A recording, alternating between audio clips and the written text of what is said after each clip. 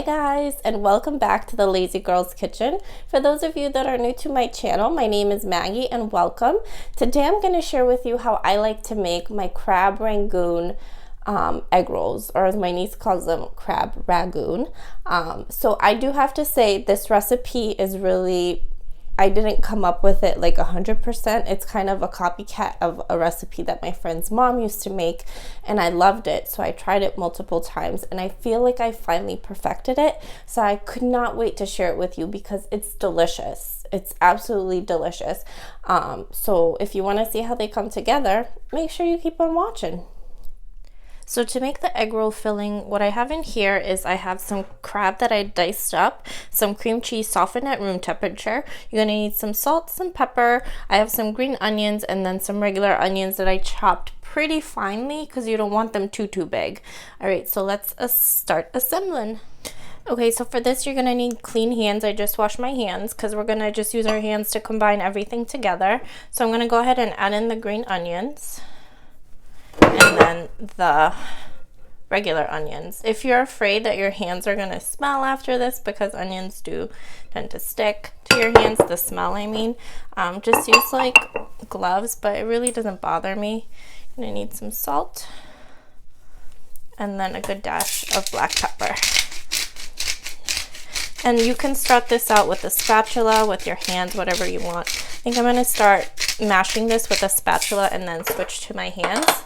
And then I will show you really what you're looking for, like the consistency. Okay, so here is my mixture. As you can see, it's nicely blended. I already started making some just to kind of get in the groove of things.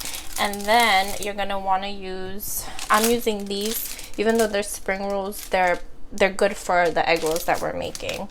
So, and then you're gonna need an egg white because you're gonna want to stick it all together on the edges. So what you're gonna do is carefully take this off, and then you're gonna take like a spoonful, like so, kind of spread it out, you know, so it's not too thin, and then you're gonna start rolling. So I hope you can see. Let me do it this way. You're gonna start rolling, and then you're gonna fold this in. I gotta do this way or it's gonna come out wonky, like so. And then you just roll.